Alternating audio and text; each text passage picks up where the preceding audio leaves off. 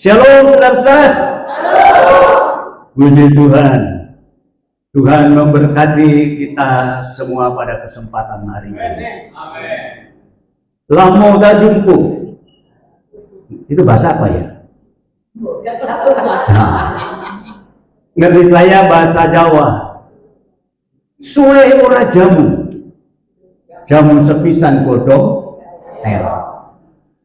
Suwe ora ketemu pisan ojo gawe gelo. Puji Tuhan, pada kesempatan hari ini saya bisa bersama-sama dengan saudara. Ini adalah anugerah Tuhan. Ya, terima kasih kepada Bapak Ibu Gembala yang telah memberikan kesempatan kepada saya pada kesempatan hari ini. Nah, saudara, tema yang diberikan kepada saya hari ini berkenaan hari besar Jumat Agung ini adalah jalan menuju penebusan. Wow. Jalan menuju penebusan. Ya. Baik, kita akan membaca ayatnya di dalam Efesus pasal yang pertama, ayatnya yang ke-17. Sebab di dalam Dia dan oleh darahnya kita beroleh penebusan, yaitu pengampunan dosa menurut kekayaan kasih karunia-Nya. Ini ayat awal yang kita baca sebagai landasan dari tema kita adalah jalan menuju kepada penebusan, ya. Makna kita pahami dulu ya, makna pengertian dari penebusan ini. Saudaraku, kata penebusan ini berasal dari kata dasar tebus.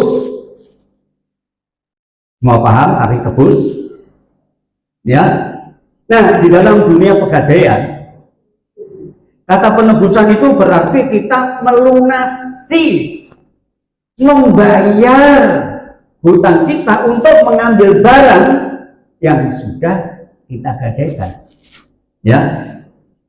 Jadi kalau kita sudah gadaikan barang itu, kalau kita mau ambil lagi nggak sembarang ambil, tapi harus bayar sesuai harga yang ditentukan.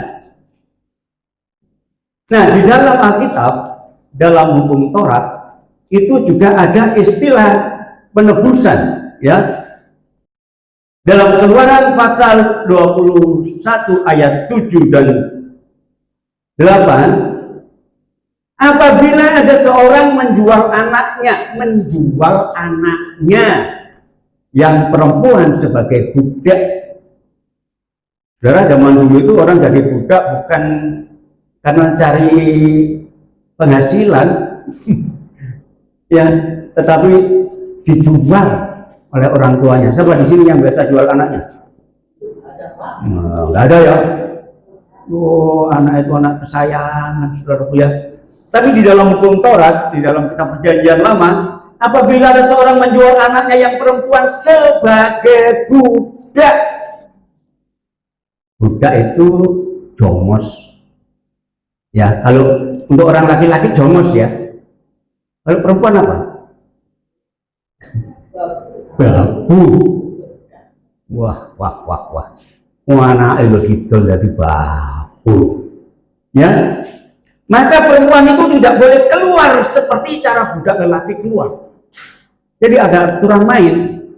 Kalau budak laki-laki boleh keluar, disuruh apa. Tapi kalau yang perempuan itu tetap tinggal di rumah. Masak, ngepel, nyapu-nyapu. Masak wong wedok iki. Ya, kasihan perempuan ini ya. Jika ya perempuan itu tidak disukai tuannya yang telah menyediakannya bagi dirinya sendiri, maka haruslah tuannya itu mengizinkan untuk ditebus. Boleh ditebus anak itu, ambil lagi lah, tapi bayar harganya ya. Tuannya itu tidak berhak untuk menjualnya kepada bangsa asing, harus kembali kepada pemiliknya. Nah, karena ia memungkiri janjinya kepada perempuan itu. Jadi artinya anak itu kalau sudah dijual, tidak akan pernah dijual kepada yang lain. Tapi yang menjual itu, orang tuanya itu, mamanya itu, dia harus bayar tebusannya. Ya. Nah, saudara, dalam perjanjian lama itu, tapi dalam perjanjian baru, beda lagi ada tebusannya. Ya. Di dalam kekristenan, penebusan itu adalah pembebasan dari belenggu dosa dan kebebasan dari kematian. Saudara, kita pasti tahu ya bahwa manusia itu semuanya sudah terlibat, terjatuh ke dalam dosa. Ya. Dan di dalam perjanjian baru, maka untuk menebus harus bayar. Dengan apa, saudara? Dengan apa orang berdosa dibayar ya? Nah, karena pada dasarnya manusia itu semua sudah jatuh di dalam dosa dan dibelenggu, dan satu hal, manusia itu sudah bermusuhan dengan Allah pencipta. Ya, ada dua macam dosa, saudaraku ya. Dua macam dosa. Yang pertama adalah dosa warisan. Siapa yang di sini sudah ditinggali warisan sama orang tuanya? Warisan rumah, warisan motor, warisan yang lain. Tapi di sini kita memperhatikan warisan itu bukan harta benda, tapi warisan adalah dosa. Dan yang kedua adalah dosa perbuatan. Jadi dua macam dosa. Dosa warisan, dosa peninggalan, dan dosa perbuatan. Tindakan manusia itu sendiri. Ya, kita akan memperhatikan yang pertama, dosa warisan. Apa yang dimaksudkan dosa warisan? Dosa warisan itu adalah dosa yang diturunkan oleh nenek moyang. Jangan berpikir ketika kita lahir di dunia. Ada yang di sini waktu dilahirkan tertawa. Begitu lahir, ada? Gak ada, saudara. Begitu kita dilahirkan, kenapa? Karena sudah ketakutan itu. Karena begitu lahir, sudah tercemar oleh dosa. Ya. Dosa itu adalah tindakan yang tidak menyenangkan hati Allah, saudaraku ya. Jadi dosa itu sudah diwariskan ketika manusia itu lahir. Sejak bayi jangan beranggapan dia bukan orang berdosa, karena dosa itu sudah diwariskan. Nah, di dalam Roma pasal yang kelima ayat yang ke-12 dikatakan di sana, sebab itu sama seperti dosa telah masuk ke dalam dunia oleh satu orang. Sebab satu orang saja dosa itu sudah masuk ke dalam dunia. Dan oleh dosa itu juga maut. Demikianlah maut itu telah menjalar kepada semua orang. Karena ternyata semua orang telah berbuat dosa. Jadi kita ini masing-masing adalah orang berdosa, saudara. Ya, tidak boleh kaya, miskin, bodoh, pinter, laki, perempuan, besar, muda, tua. Ya, ternyata kita semua adalah orang-orang berdosa. Apa yang kita banggakan sebagai orang berdosa? Ya, di dalam 1 Korintus pasal yang ke-5, ayatnya yang ke-12, di situ dikatakan, karena sama seperti semua orang mati dalam persekutuan dengan Adam, demikian pula semua orang akan dihidupkan nanti. Ya, nanti dihubungkan kembali persekutuan dengan Allah itu melalui Yesus Kristus. Ini kelanjutannya nanti. Tapi yang kita pahami sekarang, saudara, bahwa manusia itu semuanya telah jatuh dalam dosa, yaitu ternyata dosa warisan. Diwarisi, ditinggali warisan dosa. Apa untungnya, saudara? Apa yang menyenangkan? Karena satu orang saja yang berbuat dosa, yaitu Adam dan Hawa, maka kita semua telah tercemar dan menjadi manusia berdosa. Dan yang kedua adalah dosa perbuatan. Ya, dosa perbuatan. Dosa perbuatan itu adalah dosa yang diperbuat oleh manusia itu sendiri. Jadi bukan karena Tuhan, tapi kita, siapa yang tidak pernah berbuat dosa? Siapa yang tidak pernah mencuri? Aku tidak pernah mencuri kok, ngentit. Ya kan? Coba dilihat, manusia sekarang banyak jatuh dalam dosa. Mencuri, berzina, membunuh, korupsi, itu kan perbuatan itu.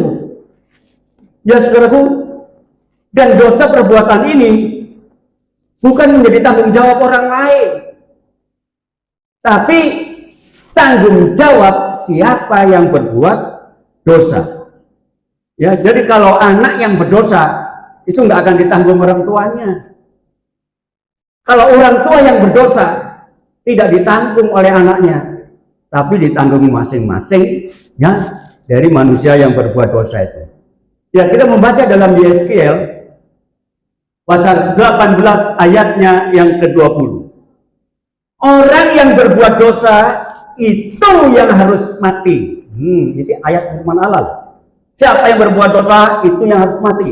Anak tidak akan turut menanggung kesalahan ayahnya, dan ayah tidak akan turut menanggung kesalahan anaknya. Jelas ini Alkitab. Dosa perbuatan ditanggung sendiri oleh masing-masing yang berbuat dosa. Orang benar tentu akan menerima berkat kebenarannya, dan kefasikan orang fasik akan ditanggung atasnya. Ya. Jadi saudara, kita lihat di sini ada dua macam dosa. Dosa keturunan, warisan, dan dosa perbuatan kita, tindakan kita. Mau tidak mau, ternyata kita ini punya predikat semua adalah orang berdosa. Ya, teman nggak pernah bujukan, ayo. Ada banyak suami bujuk loh sama istrinya. Bener nggak istri-istri? Tapi sebaliknya, ayo, istri juga ada yang bujuk kepada suaminya. Enggak. Menangi dewe jadi. Ya. Nah, akibat dosa-dosa ini maka ada dua dampak yang muncul dari dosa. Yaitu yang pertama, kematian jasmani. Dan yang kedua adalah kematian rohani. Dua macam dosa, juga dua dampak, kematian jasmani dan kematian rohani. Ya, kita lihat yang pertama, kematian jasmani. Siapa yang tidak akan mati nanti? Ayo, ingin tahu? Saya sudah sedih sedikit, saudara, akhir-akhir ini. Banyak hamba-hamba Tuhan yang mati. Baru saja nyusul 2. Yang satu masih bujang. Belum lagi yang lain. Beberapa waktu saya ke Solo, karena kakak saya yang meninggal. Mati. Kenapa bisa mati? Akibat dari dosa. Maka ada kematian, 2 kematian. Pertama, kematian jasmani. Nah, kematian jasmani ini adalah kematian itu adalah perpisahan, saudara. Perpisahan. Jadi kalau kematian jasmani itu perpisahan antara tubuh dan jiwa. Kalau kita nggak ada rohnya, kita pasti mati. Itu kematian jasmani. Kematian tidak bisa dipungkiri, loh, saudara. Kecuali dalam Alkitab mengatakan ketika Tuhan Yesus datang sebagai orang percaya, itu tidak mati tapi tubuhnya diubahkan. Baru diangkat bersama-sama. Tapi kalau Tuhan Yesus belum datang, kedahuluan kita mati. Saudara, sekali lagi bersyukurlah kalau kita masih bertahan hidup sampai hari ini. Saya selalu ditanya sama orang, umur berapa Pak? Ayo, umur berapa? Ayo. Nggak kerasa, saya sudah 76 tahun. Tiba-tiba tuwek. Tapi tetap semangat di dalam Tuhan, itu yang penting. Tapi mau tidak mau, satu saat pasti mati. Nah, kematian jasmani ini adalah perpisahan antara jiwa dan tubuh ini, saudaraku ya. Kejadian pasal 3 ayat 19. Dengan berpeluh kau akan mencari makananmu. Ayo saudara, kalau kita nggak kerja, nggak makan, sampai keringetan, ya kalau nggak kerja nggak makan, ya, sampai engkau kembali lagi menjadi tanah. Karena dari situlah, dari tanah itulah engkau diambil. Sebab engkau debu dan engkau akan kembali menjadi debu. Ini balik kepada tanah. Sudah nggak ada harganya. Berapa sih tanah sepikul? Saya mau tanya. Nggak ada harganya. Minta aja dikasih kita kalau tanah sepikul aja. Malah kadang-kadang ada bongkaran rumah itu, silakan ambil. Gratis. Berarti tanah itu nggak ada harganya. Jadi manusia itu sebenarnya nggak ada harganya. Kalau kita sudah mati, perpisahan terjadi. Nyawa ini, roh ini dengan tubuh. Yang dikatakan tubuh ini berasal dari tanah. Selesai semua. Kalau sudah mati, sudah selesai. Makanya saudara, sudah nggak ada lagi keistimewaannya. Dulu saja masih muda, senangannya perempuan cantik, ya kan? Saya nggak ditinggal kan? Masih muda tuh perempuan cantik, tapi begitu tua, senangannya sebuah apotek. Dulu yang dicari perawan, digandeng sama perawan punya. Tapi kalau sudah tua, digandeng perawat. Ayo. Itu manusia sudah tidak ada harganya. Saya bersyukur sampai hari ini masih Tuhan izinkan ada kesibukan saya, saudara ya. Kesibukan saya ya dalam pelayanan. Terutama karena sudah tidak ngajar, naik mobil tidak boleh, naik motor juga tidak boleh. Cuma saya uangnya tuh nekat. Ditanya tadi, waktu saya datang, naik apa? Naik apa? Kok sendirian? Naik motor. Punya teman. Siapa? Tuhan Yesus menyertai. Tidak ada kesibukan lain kecuali utak di laptop. Makanya saya buat rekaman. Nanti itu saya posting ke YouTube. Ya, Itu kerjaan saya sekarang hari-hari ini. Jadi saudara, daging dan darah menjadi debu, dan satu hal, nggak ada nanti di surga itu. Benar. Jadi kalau daging dan darah itu nggak mungkin ada di surga. Yang 1 Korintus 15 ayatnya yang ke-50 dikatakan di sana, saudara-saudara, inilah yang hendak kukatakan kepadamu, yaitu bahwa daging dan darah tidak mendapat bagian dalam kerajaan Allah. Jadi jangan berpikir daging ini kita nanti akan di surga. Enggak. Dari tanah kembali kepada tanah, habis riwayatnya. Ya. Dan bahwa yang binasa tidak mendapat bagian di dalam apa yang tidak binasa. Saudara, terus kira-kira kita mau kerjakan apa sekarang? Nanti tubuh kita balik kepada tanah kok. Ya. Di makam itu cuma upacara saja. Tapi pada kenyataannya pemakaman itu mengantar kita dari debu kembali kepada debu. Dan sesuatu itu tidak masuk surga, siapapun. Karena daging dan darah tidak ada di sana. Ya. Tetapi kematian yang kedua, yaitu kematian rohani. Kematian rohani itu adalah putusnya. Kalau tadi yang jasmani itu putusnya antara roh dan badan ini, tetapi kematian rohani itu putusnya ya persekutuan dengan Allah. Manusia putus hubungannya dengan Allah.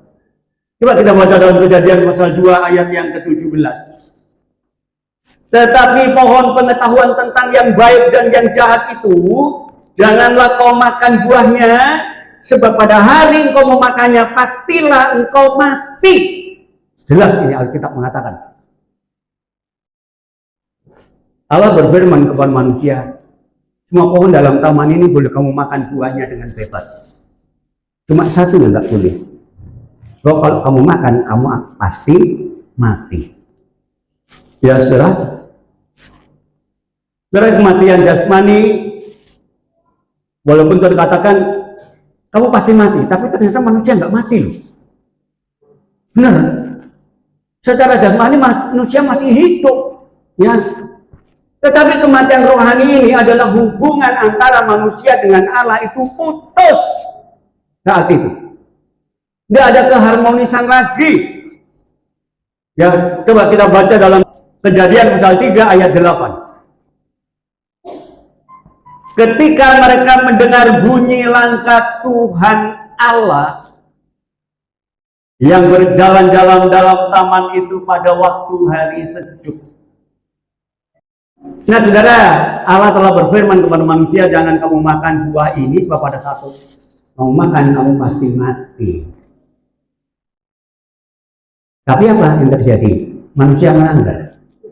Sebab dalam 1 Yohanes pasal 3 ayat 4 dikatakan, dosa itu pada hakikatnya adalah pelanggaran terhadap hukum Allah. Waktu setan datang kepada Hawa, dia datang dalam wujud ular, tapi bukan yang ganas, tapi yang lemah gemulai. Enggak, member. Halo apa? Selamat pagi apa?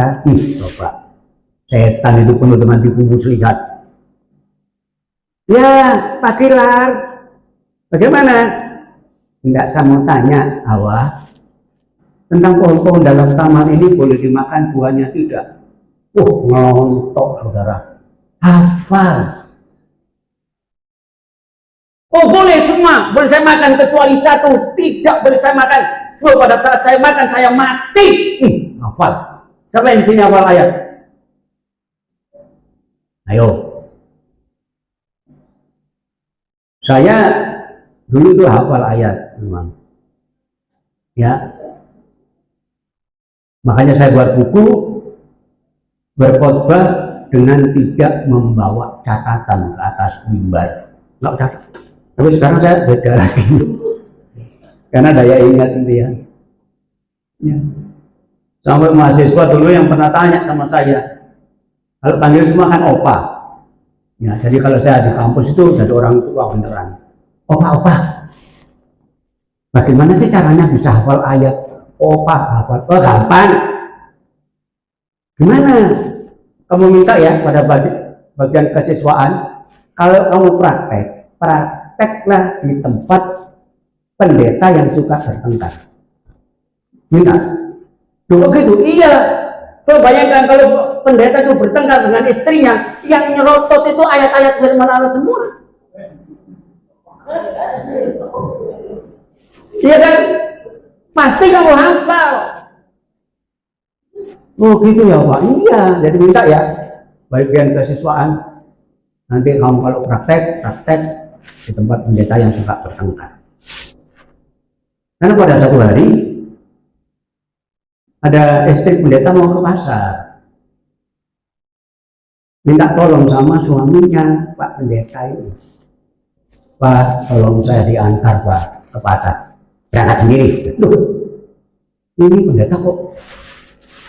Terus aku saya naik apa? Terserah, naik gojek. Maka dia naik gojek ya, dengan hati yang mendongkol. Tapi di pasar dia lihat ada roti kesukaan suaminya, langsung dia beli sebanyak-banyaknya. Ya begitu pulang, di depan pintu rotinya dipindah posisi, taruh di paling atas, sehingga nanti kalau lewat suaminya lihat, bener dia lewat, suaminya lihat roti kesukaannya, minta rotinya dong. Dengar, ayat firman Allah mengatakan, jangan mengingini milik sesamamu manusia. Betul kan? Ayat yang keluar. Iya mah, tapi kan firman Allah mengatakan, mintalah pasti kamu akan diberi. Iya kan? Carilah pasti kamu akan mendapat. Kamu nggak dengar firman Allah mengatakan dalam 1 Tesalonika itu, yang tidak bekerja tidak patut makan. Ayat semua kan? Suaminya jawab, tapi kan mana Allah mengatakan, kasihilah saudaramu, lupakanlah segala kesalahan. Tak tega kan ya? Ya sudah, langsung dikasih. Nih, sini. Tapi mulai sekarang, pergilah dan jangan berbuat dosa lagi. Ya, makanya kalau praktek di tempat pendeta yang suka bertengkar dengan istrinya, pasti ngelontok itu ayat firman Allah. Karena kalau bertengkar pasti ayat yang keluar. Hawa hafal ayat firman Allah. Ngelontok ditanya oleh setan langsung dijawab. Cuma masalahnya kita tidak hanya sekedar hafal ayat. Tapi bagaimana bisa mempraktekkan firman Allah itu? Ketika dibujuk rayu sama si setan, karena kamu dibohongi sama Allah. Coba kalau kamu makan buah ini, kamu tidak akan mati. Tetapi kamu akan jadi seperti Allah. Bayangkan kalau kamu seperti Allah, bisa bersaing dengan Allah. Nah, saya itu nggak nurut. Dan apa yang terjadi ketika mereka mendengar bunyi langkah Tuhan Allah yang berjalan-jalan dalam taman itu pada waktu hari sejuk, bersembunyilah manusia dan istrinya itu terhadap Tuhan Allah di antara pohon-pohonan dalam taman. Kenapa? Karena dia sekarang tahu dia telanjang. Tapi dia nggak ngerti. Ya, dia telanjang. Nggak malu. Tapi sekarang jadi malu. Ya, dia bersembunyi. Tuhan, aku takut karena aku telanjang. Siapa yang memberitahu kamu telanjang? Dia, karena saya sudah mau makan buah pohon itu. Ini. Akhirnya hubungan yang harmonis dengan Allah ketika Allah datang pada angin silir-silir, pada angin sejuk, bisa bertemu, tetapi sekarang tidak. Dosa, pelanggaran membuat hubungan antara manusia dengan Allah itu putus. Kejadian pasal 3 ayat 23 sampai 24 dikatakan di sana. Lalu Tuhan Allah mengusir dia dari Taman Eden supaya ia mengusahakan tanah dari mana ia diambil. Dia nggak mati tapi diusir. hubungan dengan Allah pada saat itu menjadi putus. Tidak ada komunikasi lagi setelah itu. Ya, ia menghalau manusia, dan di sebelah timur Taman Eden ditempatkannya beberapa keruk dengan pedang yang bernyala-nyala dan menyambar-nyambar untuk menjaga jalan ke pohon kehidupan. Saudara, kalau disuruh pergi, kamu pergi ya, itu masih enak. Dihalau. Sudah tahu dihalau?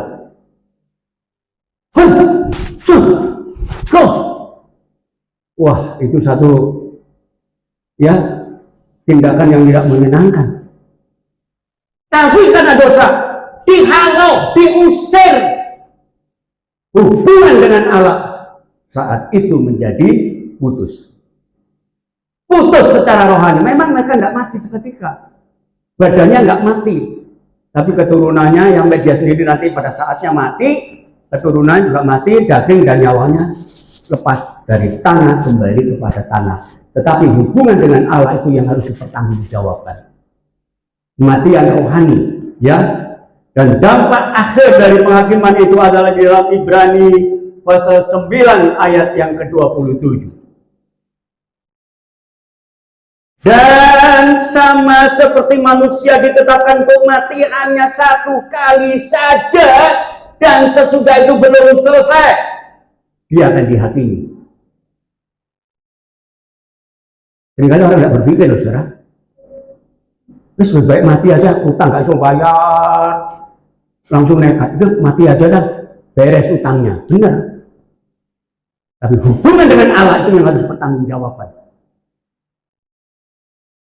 Sesudah mati nanti, semua manusia itu akan dihakimi karena dosa yang diwariskan oleh Adam dan Hawa. Ya, nah saudaraku, tapi satu hal yang sangat menarik, ternyata ada satu beban dari Allah.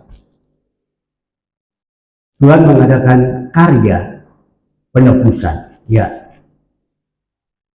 Kita perhatikan karya penebusan. Karya penebusan itu artinya tindakan mengembalikan posisi manusia, ya, yang dari awalnya jauh dari Allah, maka dibebaskan. Kenapa harus ada tindakan dari Allah? Karena manusia tidak akan pernah mungkin bisa mengembalikan hubungan dirinya dengan Allah yang terputus. Kenapa? Untuk bisa kembali itu tidak murah. Terlalu mahal harganya. Dalam Mazmur pasal 49, ayatnya yang ke-7 dan 8. Tidak akan ada seorang pun yang dapat membebaskan dirinya atau memberikan tebusan kepada Allah ganti nyawanya. Perhatikan. Ya ada. Dapat membebaskan. Kenapa, saudaraku? Karena terlalu mahal harga pembebasan nyawanya dan tidak memadai untuk selama-lamanya. Tidak ada seorang pun yang bisa membebaskan diri dari dosa. Kalau dosa atau kematian jasmani saja beres sudah, dari tanah kembali kepada tanah, selesai. Tapi kematian rohani ini yang dipertanggungjawabkan, sebab roh itu akan kembali kepada Allah. Ya, tubuh akan kembali kepada tanah, tetapi roh itu akan kembali kepada Allah untuk mempertanggungjawabkan dosa. Dan tidak ada seorang pun yang bisa mengembalikan dirinya sendiri kepada Allah karena terlalu mahal harga tebusannya. Tetapi satu hal yang sangat dasar dan luar biasa, Allah tetap menyatakan kasih-Nya, ya, dan menyediakan harga penebusan bagi manusia berdosa. Yohanes pasal 3 ayatnya yang ke-16. Karena begitu besar kasih Allah akan dunia ini, sehingga Dia telah mengaruniakan anaknya yang tunggal, supaya setiap orang yang percaya kepadanya tidak binasa, melainkan beroleh hidup yang kekal. Ini karya penebusan. yang dikerjakan oleh Allah. Ya, saudaraku, terlalu mahal harganya. Emas perak tidak akan pernah menebus kita. Itu sebabnya 1 Petrus pasal 1 ayat 18 dan 19 mengatakan di sana. Sebab kamu harus tahu ya, bahwa kamu telah ditebus dari cara hidup yang sia-sia yang kamu warisi dari nenek moyangmu. Hidup manusia itu sebenarnya sia-sia, saudara. Sejak manusia yang pertama jatuh dalam dosa dan mewariskan dosa itu kepada manusia yang ada ini. Hidup kita percuma, sia-sia. Tidak ada yang kita banggakan. Ya, sebab kita akan dihakimi semua nanti. Di api yang kekal. Tetapi, kita ditebus dari cara hidup yang sia ini. Bukan dengan barang yang fana. Bukan pula dengan perak atau emas. Emas perak nggak bisa menebus kita. Allah nggak bisa disuap. Kalau pengadilan di dunia ini, berapa yang mampu kita bayar, kita bisa lepas. Yang dosa jadi benar, yang benar jadi masuk penjara. Karena, tapi Allah tidak bisa disuap. Itu sebabnya kamu telah ditebus dari cara hidup yang sia-sia ini, bukan dengan barang yang fana, bukan emas, bukan perak, tetapi ya dengan darah yang mahal, yaitu darah Kristus yang sama seperti darah anak domba yang tak bernoda dan tak bercacat. Yesus mati. Saudaraku, Tuhan menyediakan jalan keluar. Ya, Tuhan memberikan jalan penebusan, yaitu dengan darahnya. Ya. Nah, sekarang bagaimana jalan penebusan yang bisa kita nikmati itu? Ya, bagaimana? Apa yang kita kerjakan?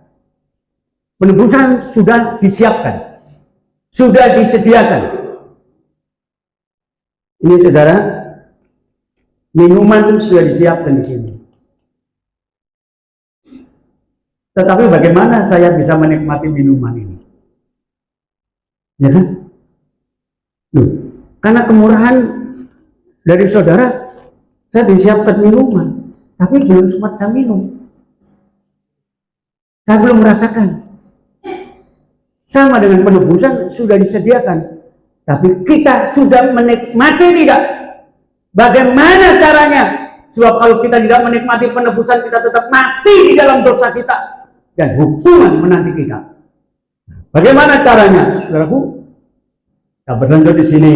Pertama, beriman, dan yang kedua, bertobat.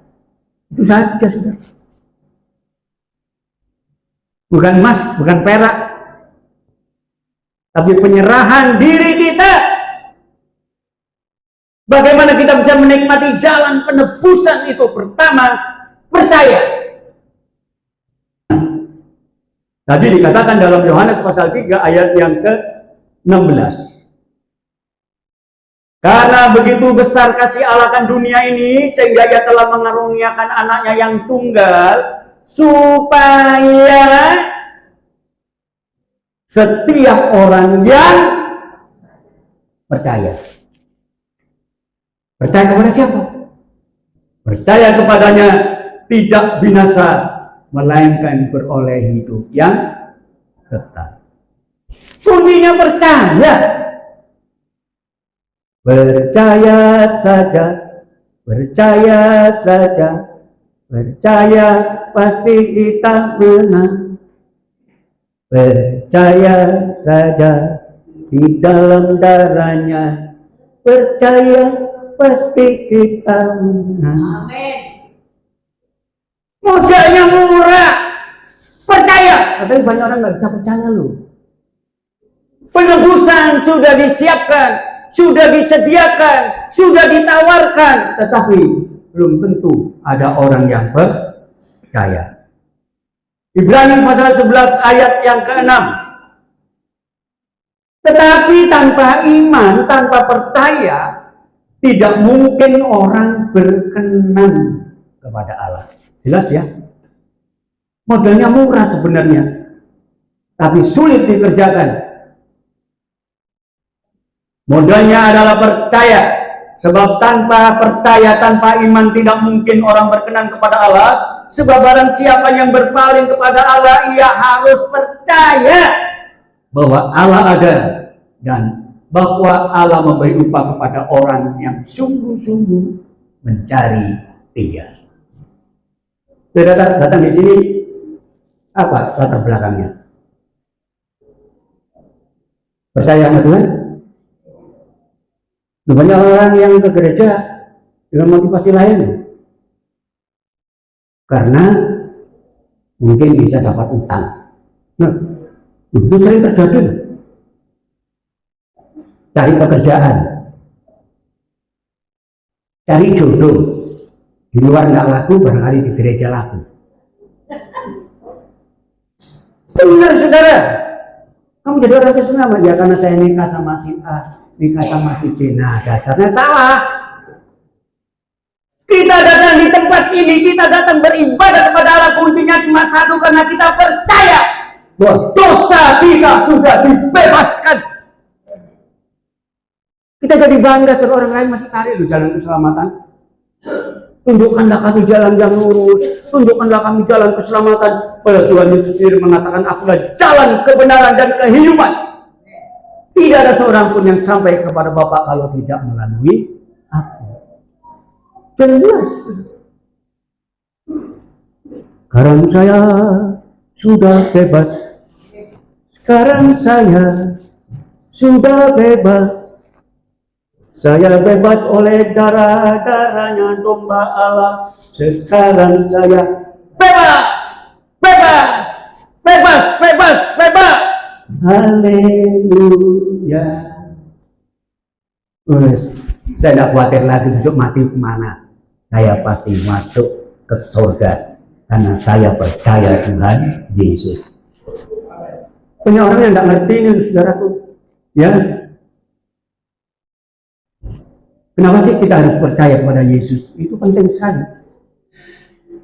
Karena tidak ada jalan lain untuk bisa beroleh selamat kecuali di dalam Yesus Kristus. Kisah Rasul pasal 4 ayat yang ke-12. Dan keselamatan tidak ada di dalam siapapun juga selain di dalam Dia, di dalam Yesus Kristus. Sebab di bawah kolong langit ini tidak ada nama lain yang diberikan kepada manusia yang olehnya kita dapat diselamatkan. Tidak ada nama lain. Di dunia tidak ada. Saya mau percaya kemana saja, mereka belum tentu diselamatkan. Bahkan penuntutnya sendiri belum tentu selamat. Ya kan? Penuntutnya sendiri masih didoakan oleh pengikutnya. Tapi Yesus adalah nama yang diberikan kepada manusia. Di bawah kolong langit ini tidak ada nama lain yang bisa mendapatkan ketika kita percaya beroleh selamat kecuali di dalam nama Yesus. Itu berbahagia lah saudara. Dulu saya sangat berbahagia menjadi orang Kristen. Ya walaupun saya pernah diolok oleh teman saya. Ini teman di Simo ini, hari raya saya mesti ke situ. Hari Natal dia mesti ke rumah. Ya, pernah mengolokkan. Pan, Tuhanmu mati kok mbok sembah. Dan saya percaya, justru oleh kematian Yesus Kristus saya diselamatkan. Sampai saat ini mati kapanpun, oke. Kira-kira kapan ya? Ya, saya kemarin sempoyongan. Gimana ya? Kenapa kok begini? Apa saya mau mati ya? Gitu, coba. Ya, tapi itu menghendaki lain, saudara. Ya. Di bawah langit tidak ada nama lain ya yang bisa memberikan kita selamat. Jadi kuncinya cuma satu, percaya. Tapi percaya toh, hanya percaya. Yang penting percaya. Tunggu dulu. Yang kedua tadi adalah bertobat. Nah, saudara, bertobat ini artinya sadar dari dosa, menyesali perbuatannya, dan tidak akan mengulangi lagi. Ya kan? Kemben, roti, bien, saiki. Yang dulu lain dengan sekarang. Cari tutu di atas sekarang, lain dulu, lain sekarang. Berubah, itu hebat. Ya, jadi jangan seperti dulu lagi. Setelah bertobat itu artinya berhenti dari segala tindakan yang salah dan tidak mengulang lagi. Ya, Lukas pasal 5 ayat 32, karena pertobatan itu sangat diharapkan oleh Tuhan. Aku datang bukan memanggil orang benar, enggak, tetapi orang yang berdosa supaya mereka bertobat. Dipanggil untuk percaya dan kemudian bertobat. Lukas pasal 15 ayat yang ke-10. Aku berkata kepadamu, demikian juga akan ada sukacita pada malaikat-malaikat Allah karena satu orang saja yang bertobat. Ya, beribu malaikat di surga bersorak-sorai. Wow, luar biasa. Jadi jangan dianggap enteng pertobatan. Sekali lagi, kita menjadi pengikut Tuhan tidak hanya percaya, tapi berlanjut kepada pertobatan. Ya, jadi kita sudah menikmati penebusan, tetapi tidak hanya cukup menikmati, tetapi kita juga ada respon balik, yaitu kita bertobat. Ya saudara, dan lagi suami-suami bertobat, istri-istri bertobat, anak-anak bertobat, pendeta-pendeta juga harus bertobat. Karena anak pendeta yang jarkoni, saudara, tahu? Pendeta jarkoni, iso ngajar gak iso ngakoni. Pertobatan ini menyeluruh pada siapapun, saudaraku, siapapun yang ingin menikmati kebahagiaan di dalam hidup ini. Saudaraku, tidak hanya berhenti sampai percaya, tetapi sampai kepada pertobatan. Amin. Tuhan memberkati kita semua. Haleluya.